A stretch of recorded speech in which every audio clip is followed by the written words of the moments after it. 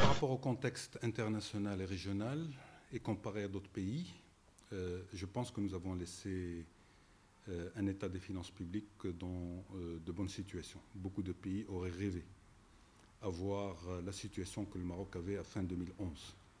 On a laissé quand même une croissance dans le contexte de 2011 de 4,9%, avec une moyenne de croissance sur la période de 4,7%. On a laissé un niveau de déficit moyen autour de 3%. Et nous avons laissé quand même 5,2 mois de réserve de change, avec des programmes, des projets, une dynamique, une confiance.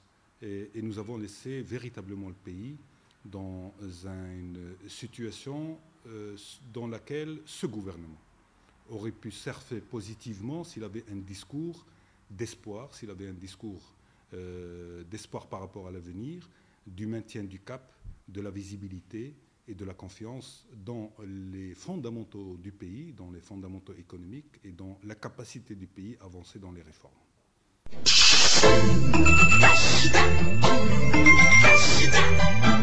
Écoutez, je pense que nous sommes exprimés sur la question en disant il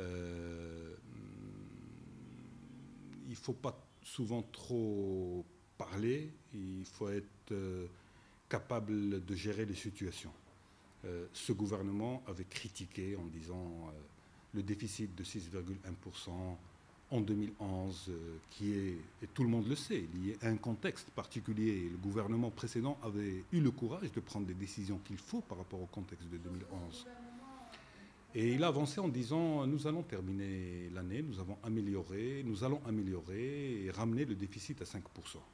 Or, les faits ont démontré que ce gouvernement n'a pas été capable d'insuffler les mesures et la confiance nécessaire pour qu'il y ait une maîtrise des déficits publics et pour qu'il y ait un véritable maintien de la dynamique de croissance dans laquelle le pays...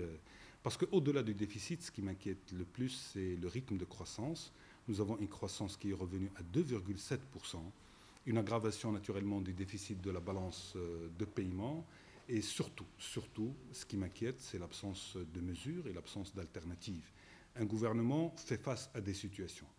Nous connaissons tous le contexte, mais nous avons été capables, dans ce contexte-là, de maintenir le cap à travers les décisions que nous prenions, à travers les mesures que nous prenions, à travers la cohérence de la démarche économique et sociale dans laquelle on avait inscrit le pays. Et ce gouvernement a fait un arrêt sans apporter d'alternative. C'est ce qui a conduit à la dégradation de la situation. Il est en train de consommer les marges de manœuvre que nous lui avons laissées. Et c'est là où se trouve, à mon sens, l'inquiétude.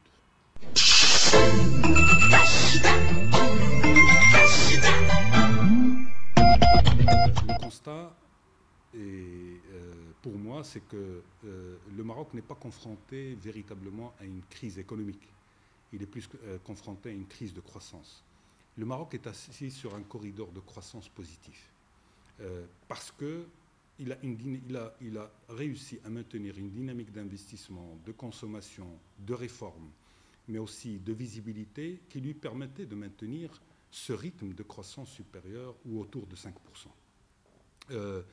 Le fait d'arroser le pays par des messages négatifs, de dire que c'est la crise qui les a amenés et non pas c'est eux qui ont amené la crise, le fait de dire il y a crise, le fait de rester passif face au contexte et face à la situation, le fait que les acteurs ont testé ce gouvernement sur les paroles qu'il avançait et sur l'absence de réaction et de mesures a fait que progressivement la crise de confiance commence à s'installer parce qu'il n'y a pas de visibilité, il n'y a pas d'action, il n'y a pas de mesures.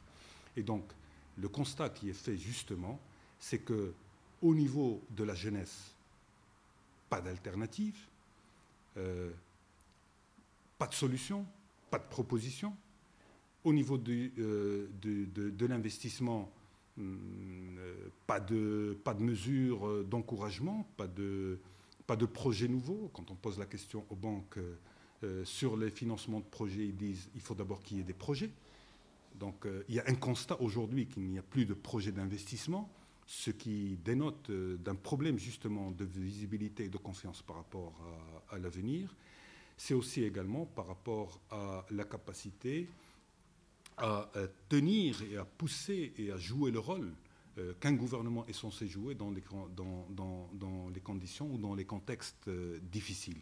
Donc effectivement, le ressenti au niveau des populations, au niveau de la jeunesse, au niveau du secteur privé, au niveau des investisseurs, au niveau de la communauté économique, est un ressenti d'absence de confiance et de pessimisme par rapport à ce gouvernement et par rapport aux actions que mène ce gouvernement.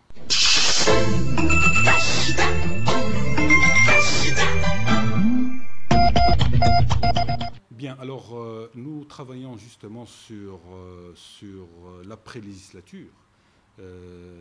J'ai mis en place des équipes qui sont en train de réfléchir sur les différents scénarios possibles de la situation économique et sociale du Maroc à l'horizon 2016, si la situation se poursuit telle qu'elle est, si ce gouvernement continue à exceller dans l'inaction et dans la capacité à apporter des solutions et à rassurer et à rebooster le corps économique et le corps social dans le cadre d'une vision cohérente, dans le cadre